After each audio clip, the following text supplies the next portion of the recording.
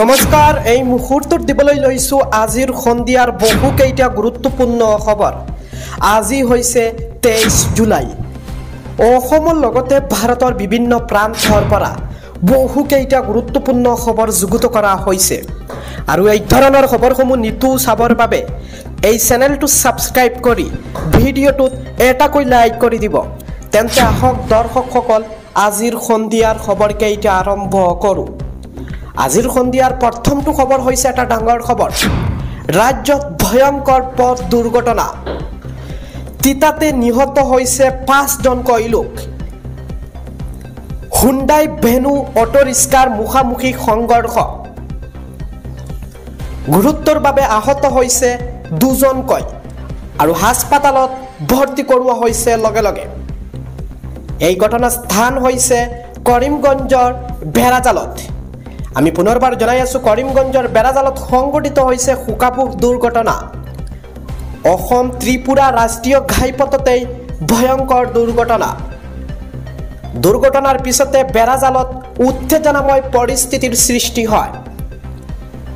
লগে লগে স্থানীয় একাংশ লোকে অৱৰোধ কৰিছে পথ। আৰক্ষী উপস্থিতি হৈ নিয়ন্ত্ৰণলৈ আনিছে পৰিস্থিতি। আগবাঢ়িছো সন্ধিয়াৰ দ্বিতীয়টো খবৰলৈ।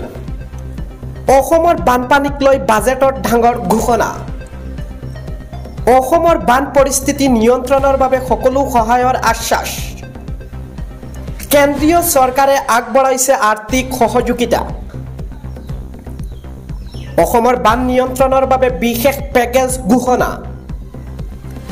অসমৰ লগতে হিমাচল প্ৰদেশ, উত্তৰাখণ্ড আৰু ছিকিমকো বান সাহায্যৰ ঘোষণা।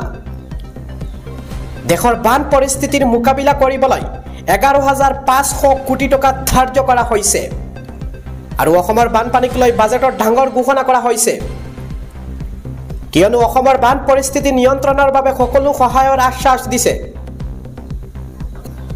আগবাঢ়িছো সন্ধিয়াৰ তৃতীয়টো খবৰলৈ। 1 আগষ্টৰ পৰা 15 আগষ্টলৈ অমৃত বৃক্ষ আন্দোলন।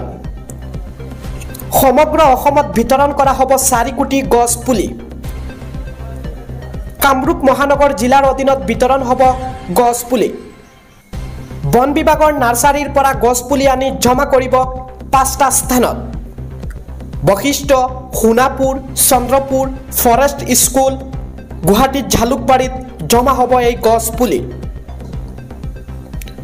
কামৰূপ মেট্ৰৰ 26টা কাৰ্যালয়লৈ যাব বিশেষ গছ পুলিসমূহ। পৰৱৰ্তী খবৰটো হৈছে ৰাজ্যত ভয়াৱহ ৰূপত জাপানীজ এনকেফেলাইটিছ। পুনৰবাৰ জনাই আছো এটা বিগ নিউজ। ৰাজ্যত ভয়াৱহ ৰূপত জাপানীজ এনকেফেলাইটিছ। কেইবাখনো জিলাত জাপানীজ এনকেফেলাইটিছ ভয়ংকৰ সংক্ৰমণ কৰিছে। বৰ্তমানলৈকে জাপানীজ এনকেফেলাইটিছত আক্ৰান্ত হৈছে কেইবাজনো আৰু লগে লগে মৃত্যু হৈছে বহুতৰ। আমি জনাই আছো আৰু এইখন ৰাজ্যৰ নোৱাগাঁও জিলাৰ কটীয়াতলিত জাপানীজ এনকেফেলাইটিছত আক্ৰান্ত হৈ এজনৰ মৃত্যু হৈছে। মৃত্যু অৱসৰপ্ৰাপ্ত কৃষি বিষয়া টংকেশ্বৰ বৰাৰ। ইপিনে তিতাবৰৰ লেটুকাজান চাহ বাগিচাৰ চমলপুৰীয়া লাইনৰ সোণালী গোৱালা নামৰ 17 বছৰীয়া কিশোৰীৰ মৃত্যু। আমি এই মুহূৰ্তত জনাই আছো আজিৰ সন্ধিয়াৰ পৰৱৰ্তী খবৰটো। যোৱাকালি যিহেতু ৰমেন বৰুৱা নিৰুদ্দেশ হৈ পৰিছে আৰু এই ৰমেন বৰুৱাৰ ব্ৰহ্মপুত্ৰত পৰাৰ সন্দেহ কৰিছে আৰক্ষীয়ে। ৰমেন বৰুৱাক বিচাৰি SDRF তীব্ৰতাৰ অভিযান। মোবাইলৰ শেষ লোকেশ্যন উচ্চ ন্যায়ালয়ৰ সমীপৰ ব্ৰহ্মপুত্ৰৰ পাৰত পাইছিল। সেই লোকেশ্যনৰ আগ ধৰিয়েই আৰক্ষীয়ে চলাইছে অভিযান। আমি পুনৰবাৰ জনাই আছো যিহেতু যোৱাকালিৰ পৰা ৰমেন বৰুৱাৰ নিৰুদ্দেশ হৈছে আৰু SDRFৰ তীব্ৰ অভিযান মহাবাহু ব্ৰহ্মপুত্ৰৰ বুকুত। আজিৰ সন্ধিয়াৰ পৰৱৰ্তী খবৰটো হৈছে চৰকাৰী ঘৰক লৈ বৃহৎ ঘোষণা মোদী চৰকাৰৰ। দেশৰ কোটি কোটি লোকে লাভ কৰিব বিনামূলীয়া ঘৰ। PMAY আঁচনিৰ অধীনত 3 কোটি লোকে লাভ কৰিব ঘৰ। বাজেটত বিত্তমন্ত্ৰী নিৰ্মলা সীতাৰামনে কৰিছে এই বিশেষ ঘোষণা। দৰিদ্ৰ লোকক সামৰি ল'ব এই আঁচনিয়ে।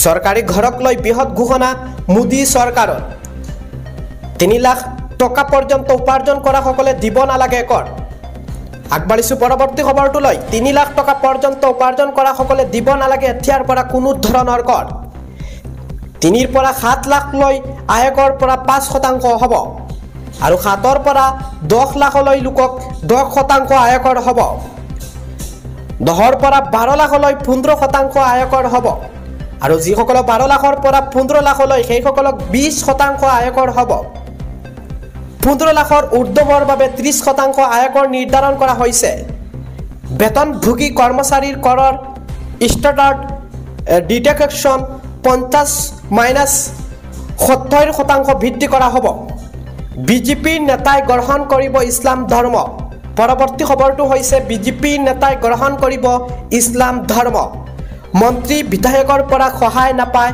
ইছলাম গ্ৰহণ কৰাৰ সিদ্ধান্ত 15 দিনৰ ভিতৰত ইছলাম গ্ৰহণ কৰাৰ ঘোষণা বিজেপিৰ নেতাজনৰ উত্তৰ প্ৰদেশৰ বৰেলীৰ বিজেপিৰ মহানগৰ উপাধ্যক্ষ প্ৰদীপ আগৰৱালাৰ এই বিশেষ ঘোষণা হিন্দু এৰি ইছলাম গ্ৰহণ কৰাৰ ঘোষণাক লৈ ব্যাপক সামাজিক মাধ্যমত চৰ্চা আজি সন্ধিয়াৰ পৰৱৰ্তী খবৰটো হৈছে দেৰ দুমাহৰ ভিতৰত ৰাজ্যত পুনৰ আৰম্ভ হ'ব বাল্য বিবাহ বিৰোধী অভিযান ৰাজ্যৰ মুখ্যমন্ত্ৰীৰ নিৰ্দেশনাৰ পিছতে তালিকা প্ৰস্তুত কৰাত লাগিছে আৰক্ষী অবৈধ স্বামীৰ তালিকা লৈ গাঁৱে ভূঞে সোমাব অসম আৰক্ষীৰ দল বিয়া দিয়া আৰু বিয়া কৰোৱাক কাকোৱেই ৰেহাই নিদিব আৰক্ষীয়ে আৰক্ষীৰ জালত পৰিব কাজী পুৰোহিত আৰু বিবাহেৰে জড়িত লোকসকল অবৈধ স্বামীৰ ক্ষেত্ৰত চোৱা নহ'ব কোনো হিন্দু কি মুছলিম খ্ৰীষ্টান কাকো খাতিৰ কৰা নহ'ব